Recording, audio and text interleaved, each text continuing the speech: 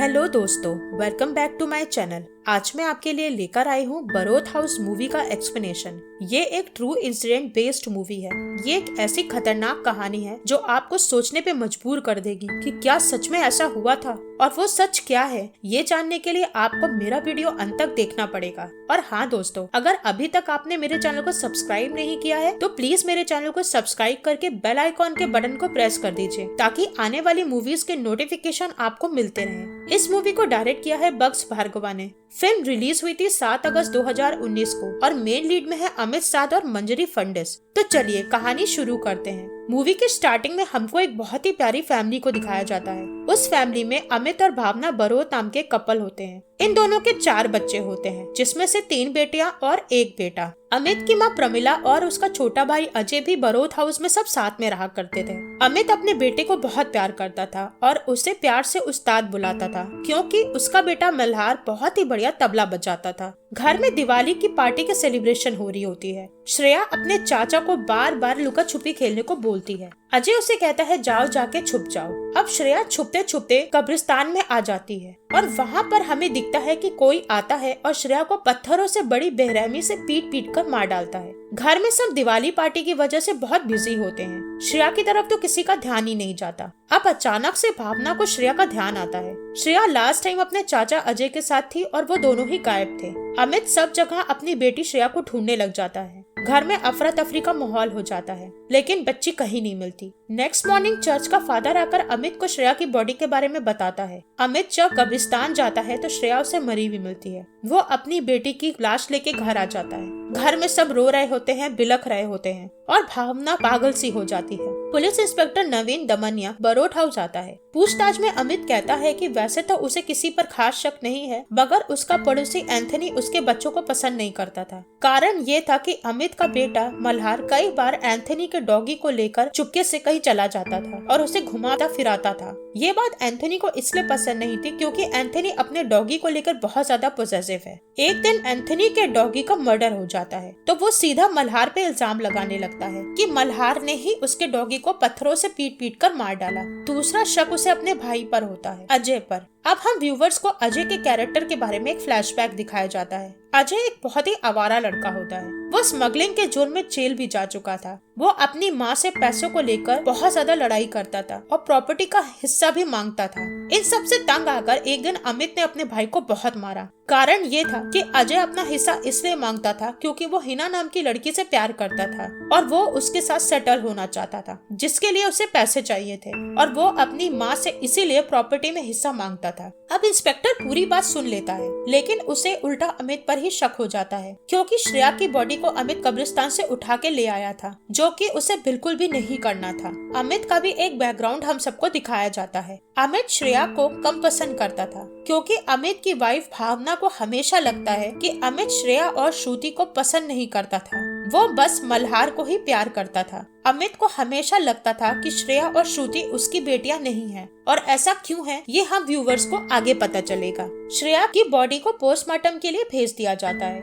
उधर police Anthony और अजय को अरेस्ट कर लेती है। पुलिस के हाथ पूछताछ करने पर भी कुछ भी सबूत हासिल नहीं होता। अजय की गर्लफ्रेंड पुलिस स्टेशन आती है और वो बताती है कि अजय बेकसूर है क्योंकि दिवाली वाले दिन पूरी रात वो दोनों एक साथ थे। इसी तरह एक हफ्ता निकल जाता है और अचानक एक दिन श्रुति की भी मौत हो जाती है। श्रुति छत से गिर जाती है। भावना पूरी तरह से पागल हो जाती है क्योंकि वो अपनी दोनों बेटियों की मौत से सदमे में आ जाती है। वो अपनी मानसिक संतुलन को खो देती है। पुलिस अजय को फौरन अरेस्ट कर लेती है और उसे बहुत मारती है, बहुत टॉर्चर करती है, लेकिन अजय बार बार यही बात कहता है कि उसने अपनी भतीजियों को नहीं मारा है। अब एक दिन मल्हार अपनी सबसे छोटी बहन को नहलाते नहलाते टब में डुबोने लगता है। अमित ये देख लेता है और भागकर आता है और स्नेहा को बचा लेता है। मल्हार घबरा जाता है और वो डरकर अमित से कहता है कि पापा, मैं तो स्नेहा को नहला रहा था। अमित मल्हार को ऊपर वाले कमरे में लेके जाता है, रूम को लॉक करता है और उसे बहुत डांटता है, धमकाता है और बैट से मारता है। अब मल्हार अमित को जो बात बताता है उसे सुनकर तो अमित के होश ही उड़ जाते हैं। वो ये कहता है कि एंथनी के डॉगी जॉकी, श्रेया और श्रुति को मैंने ही मार डाला है क्योंकि आप ही तो उनको पसंद नहीं करते थे। आप माँ से हमेशा कहते थे ना कि श्रेया और श्रुति मेरी बेटियां नहीं हैं। अमित ये ये बात सुनकर शून्य हो जाता है। उसे यकीन ही नहीं होता कि ये सब काम उसके बेटे ने उसके लिए किया। नेक्स्ट सीन में अमित की माँ प्रमिला अमित को कहती है कि उसे अजय पर शक है, क्या पता अजय ही कल्प्रिट हो, कहीं प्रॉपर्टी के लालच में आकर उसने उन बच्चों को तो नहीं मार डाला।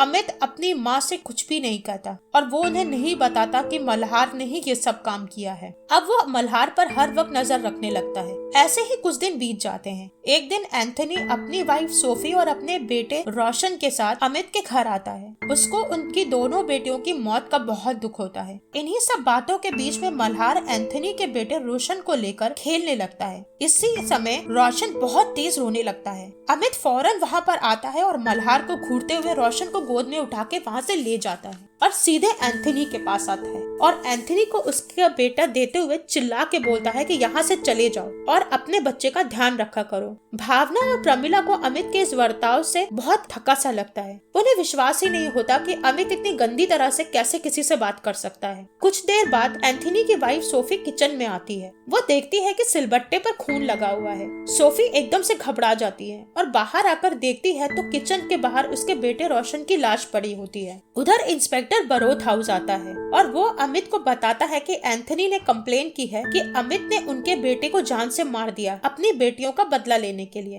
अब अमित बताता है कि ये सब मर्डर मैंने नहीं मल्हार ने किया है। इंस्पेक्टर को यकीन नहीं होता। उससे तो ये लगता है 8 साल का बच्चा 3 लोगों को कैसे मार सकता है। तभी मल्हार वहाँ पे आता है और सबके सामने जो बताता है उससे सब सत्ते में आ जाते हैं। वो कहता है कि ये सारा खून मैंने ही किया है। अब मल्हार को अरेस्ट करके जुनेवाइल केस में ले जाया जाता है और उसको फिलहाल साइकाइट्रिक इवैल्यूएशन सेंटर भेज दिया जाता है। डॉक्टर नारायण भार्गव और डॉक्टर वंदना को मल्हार का केस सौंप दिया जाता है। कमलेश नाम की आया भी मल्हार की देखभाल के लिए तैनात कर दी जाती है। डॉक्टर नारायण मल्हार की पीठ पर अजीब से कट्स के निशान को देखते हैं। वो मल्हार से पूछते हैं तो मल्हार उन्हें कुछ भी नहीं बताता। मल्हार अब वहाँ पर बहुत अच्छे से रहने लगता है और क्ले एक्टिविटी में बहुत ही अच्छे अच्छे टॉयज बनाता है। डॉक्टर नारायण को समझ में नहीं आता कि मल्हार जैसा इंटेलिजेंट, क्रिएटिव और शार्प माइंड वाला बच्चा मर्डरर कैसे हो सकता है। एक दिन अमित से रहा नहीं जाता। वो मल्हार से मिलने आता है तो मल्हार अमित को देखते ही डरने लगता है और रोने लगता है और वहाँ से भाग जाता है। डॉक्टर वंदना को ये सब बहुत अजीब लगता है। वो मल्हार के पास आती है और उससे पूछती है कि तुम अपने डैड से क्यों नहीं मिलना चाहते। मल्हार कहता है कि बस वो अपने डैड से नहीं मिलना चाहता, बाकी उसे घर में सबकी बहुत याद आती है। उधर अमित घर आता है और बहुत टूट जाता है। वो अपनी पत्नी के सामने रो रो कर कहता है कि वो कभी ना अच्छा पति बन पाया और ना ही अच्छा बाप। मल्हार उससे नफरत करने लगा है। अमित बहुत रोता है और भावना ये सब चुपचाप सुनती रहती है। वो कहता है कि जब मल्हार छूट कर वापस आएगा तो हम उसको बहुत प्यार देंगे। उधर मल्हार के रूम में एक सीसीटीवी कैमरा भी लगा होता है जिससे कि डॉक्टर्स उसके पूरे दिन की एक्टिविटी पर नजर रख सके। डॉक्टर वंदना नोटिस करती है कि मल्हार अपने रूम के डस्टबिन में कुछ ड्राइंग्स फेंक रहा है। वो मल्हार के एब्सेंस में वो ड्राइंग्स को उठाकर ले आती है और डॉक्टर नारंग को दिखाती है। डॉक्टर नारंग तुरंत वो ड्राइंग्स को लेकर इंस्पेक्टर के पास जाते हैं। उन ड्राइंग्स में श्रेया, श्रुति, रोशन और जैकी को कोई आदमी मार रहा होता है और मल्हार दूर खड़ा ये सब देख रहा होता है।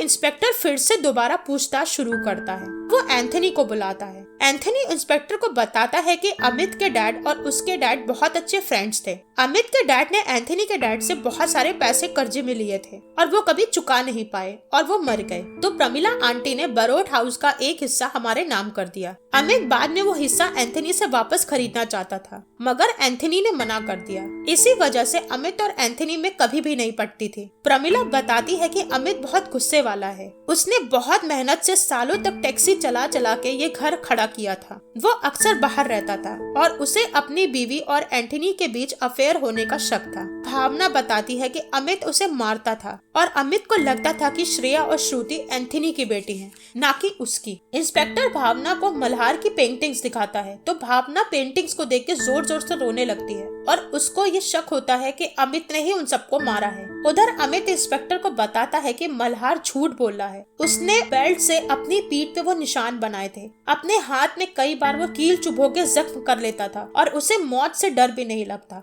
मगर पुलिस वाले अमित की बात को नहीं मानते और उसको जबरदस्ती अरेस्ट करके ले जाते हैं। मल्हार अब छूट के घर आ जाता है। कुछ दिन ऐसे ही बीत जाते हैं। एक दिन भावना देखती है कि मल्हार अपनी छोटी बहन के साथ खेल रहा है। वो उस वक्त छत पे कपड़े फैला रही होती है। मल्हार भावना के सामने अपनी बहन को कुएं में फेंक देता है और एक बहुत ही भयानक सी हंसी देता है। भावना की चीख निकल जाती है और इस इंसिडेंट के बाद अमित को तुरंत जेल से छोड़ दिया जाता है और मल्हार को वापस से साइकाइट्रिक सेंटर भेज दिया जाता है। इस सदमे से पूरा परिवार इस कदर हिल जाता है कि वो बरोट हाउस ही छोड़कर कहीं चला जाता है और वो दोबारा कभी भी मल्हार से मिलने नहीं आए। अमित भावना ने 3 बच्चियों को गोद लिया और अपनी बेटियों का नाम उन बच्चियों को दिया। डॉक्टर नारंग को फिर से पूरा केस रीस्टडी करना पड़ता है। उन्हें समझ ही नहीं आता कि मल्हार ने कैसे उनकी पूरी टीम को मैनिपुलेट कर दिया। और ये थी दोस्तों बरोट हाउस की कहानी।